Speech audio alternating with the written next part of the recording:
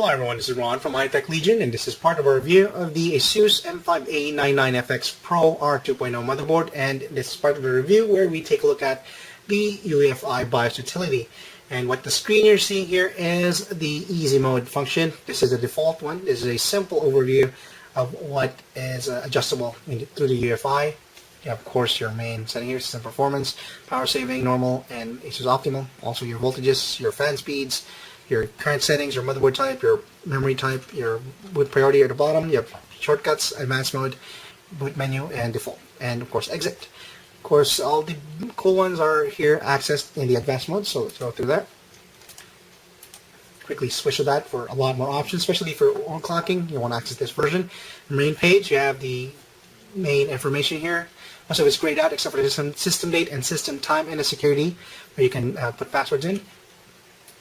And of course, the next option is where you will make the bulk of your adjustments in when you're overclocking, especially. By default, these will all be auto, except for this one. I've set it to DDR3 1600 MHz since I was running benchmarks at 1600 MHz memory. But you can, by default, these will all be auto, and the EPU is disabled. But you can, of course, make those changes. You have the AI overclock tuner here. You have the DOCP and manual. Manual, of course, self-explanatory. Manual adjustments. DOCP, if you're familiar with Intel, they have the XMP profiles. This is similar to that. It will detect what is the XMP profile of that RAM, and the ASUS motherboard will apply that particular memory frequency and adjust your other settings to that as well. As you can see, it already detects the 1600, and you can just, whenever, if you don't want to do that, you can do it manually. You can input the DRAM times manually, DRAM dividers manually, and see that it opens up adjustments here for the CPU ratio, CPU bus frequency, and the PCIe frequency.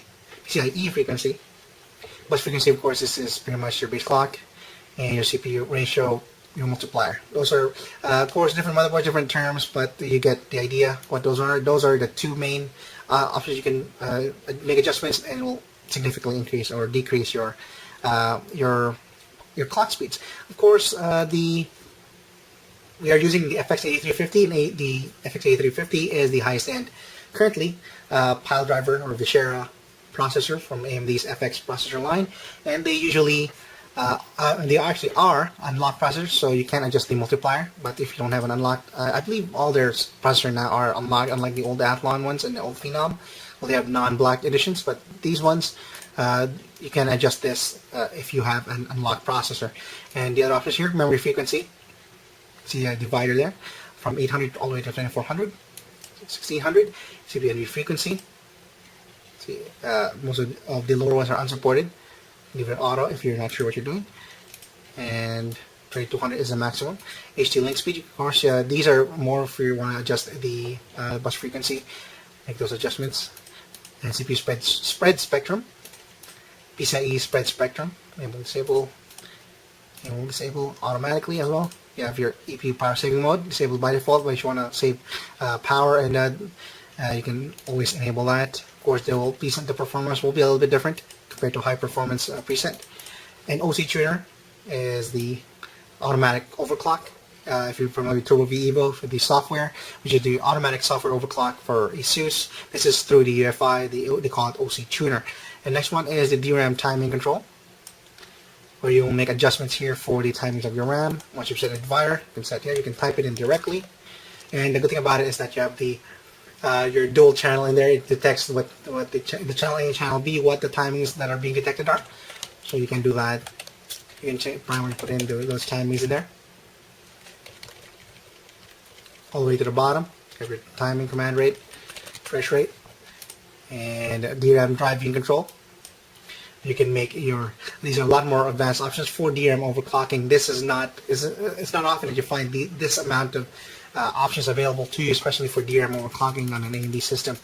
In fact, this is the only motherboard I've seen, well, not the only motherboard, I'm pretty sure the higher end ASUS motherboard also has this function, since this is actually one of their more affordable mainstream motherboard from their newly re-released AM3 Plus R2.0 motherboards. So as you can see, there are plenty of advanced DRAM adjustments, driving adjustments when you're overclocking.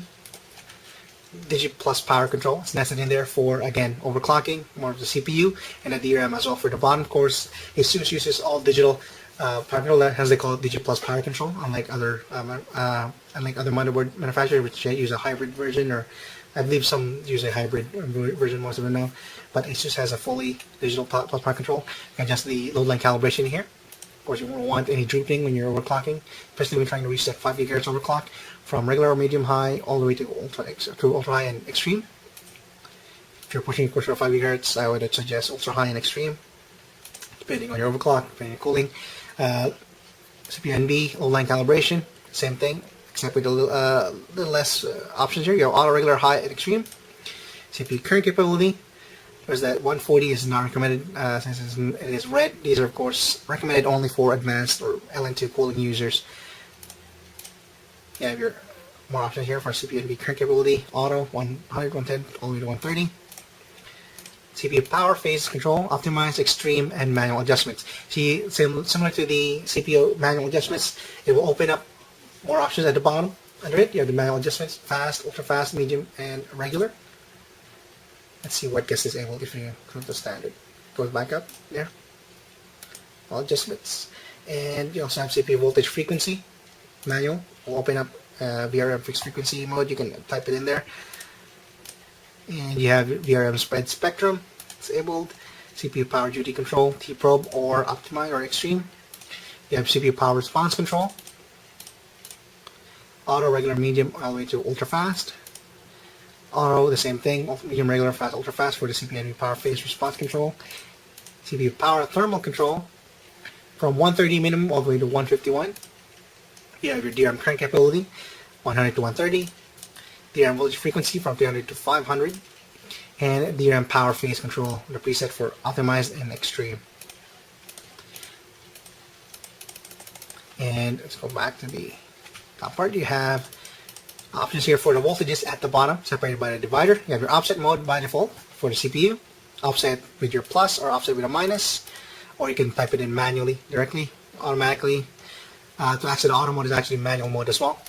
But you can type it in directly if you want that, or you can offset mode, which also has an auto mode. You can make adjustments here with the CPU offset, CPU NB offset, CPU VDDA, DRAM voltage, CPU NV. You can increase or decrease, of course, with a plus or minus sign, or just type it in manually.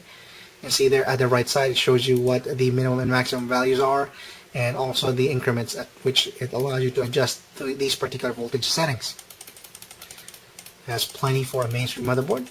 It's very interesting. And the next step is for the advanced option, where you can access the features on your motherboard. You have CPU configuration, cooling quiet enabled, C1E, Core C68. Your master mode, basically power saving options. You want to disable this if you're trying to get a high daily overclock, of course. And North Bridge functions. You have I/O MMU, memory configuration. And you have graphic adapter. Of course, we are only up to PCIe graphics or PCI. And SAP bridge, PET. SATA configuration. It shows you that it detects the SSDs or the hard drive you have installed on each SATA port, including the eSATA. Interesting to note that you have SATA configuration here, this nested, that unlike other motherboards, the ASUS, well, I'm using the latest version of the UEFI, which is 1101, and unlike other motherboard manufacturers, the default setting is AHCI, which is actually preferable compared to IDE, which is the old model. I believe some other manufacturers still use IDE. I just tested another 990FX board last time. It always defaults to IDE, and whenever you forget that, of course, your system won't boot. So it always defaults to HCI whenever you load authorized default, so that's a good thing. You have Smart Status Check also enabled by default. You have your ESP ports here for external SATA port. Enable them all across the board from 1 to 5. Disable the ports, just the eSATA. Say enabled. And back here, you have the USB configuration. Detects if you have other USB devices installed, it detects that. You have also legacy USB support for older legacy USB devices. USB 3.0 support, of course, enabled. Separate USB configuration. You have more detailed configuration here. You have up to 14, I believe. Let's see here. Yes, indeed, you can disable each of the 14 USB ports individually, which are powered by, of course, the Southbridge 950, SB950 from AMD. You have CPU core on-off function, CPU core activation. These are more for I don't know if they have I haven't tested the FX processor if they have cores disabled, but I believe I'm pretty sure some of the Phenom 2, the triple cores can become quad core, or the dual core can become even quad core. These core activation features. These are backwards compatible with AM3. Notice AM3 Plus. You have the onboard device configuration. Of course, you can disable the extra ASUS 1061 SATA ports if you want here. You can all disable the ASUS 1042 controller in the rear or the front, and also disable the battery charging support or enable it. It's actually disabled by default. The Realtek 8111 LAN, gigabit LAN, serial port configuration here as well. Here's your IQ settings. You can change the separate HDSL configuration for HD audio. And let's go back. The APM for power management. You have your P rating disabled by default. Most of it is disabled by default. Of course, it is designed for performance. But if you want to, if you don't mind suffering a little bit of performance, you can adjust these, of course, to improve the power consumption. And network stack, disabled by default. You can enable it here. And the next tab you have here is the monitor. Allows you to monitor the voltages, temperatures. If you have more than one fan, I only have the CPU fan installed here. As you can see, that's why it's not really the other chassis fan, but you can access that in here. I disable it, but you can enable. Let me just enable it so you can see what it looks like. It opens up options here for what the low speed limit is. If you don't want it to dip below 600 RPM, or if you have a very, very efficient PWM fan, you can just set it to 100. It's perfectly fine, or ignore it completely. And you have the fan profile for standard, silent, turbo, or manual. So if you manual, of course, it opens up more options here for the duty cycle, max, min, and the upper and lower temperature thresholds.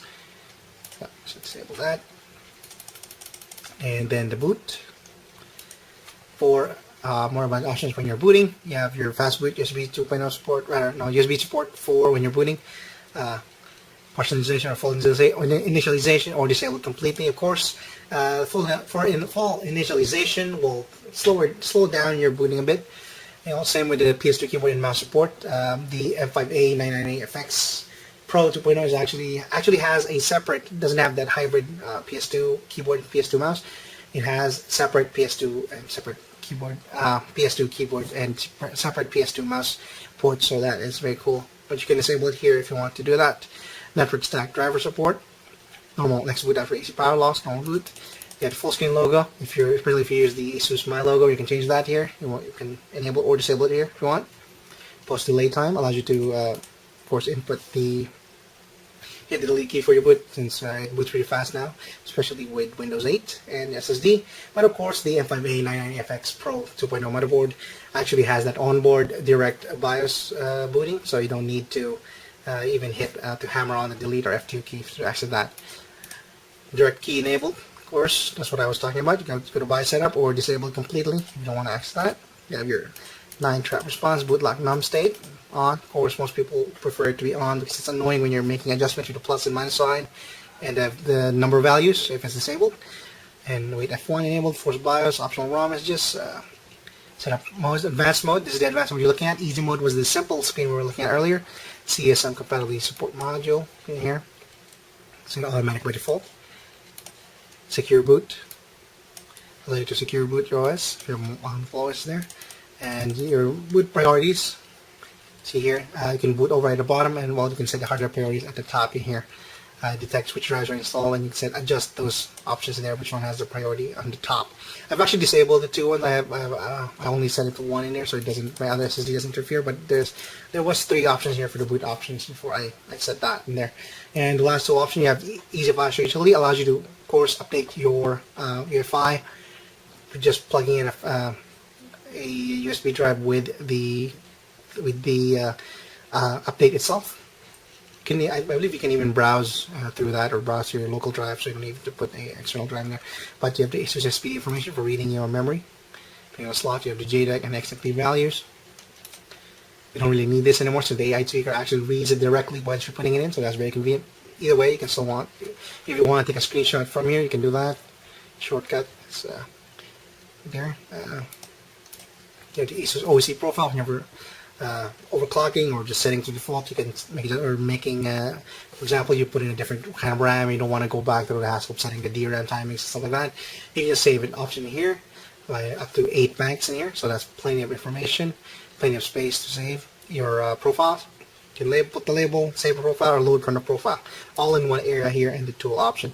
And of course, when you click exit, you have the option to load and optimize defaults, save changes and reset, discard changes and exit, and go back to easy mode, launch UEFI shell from a file system device, or you can, typically you would save and reset if you make changes. So.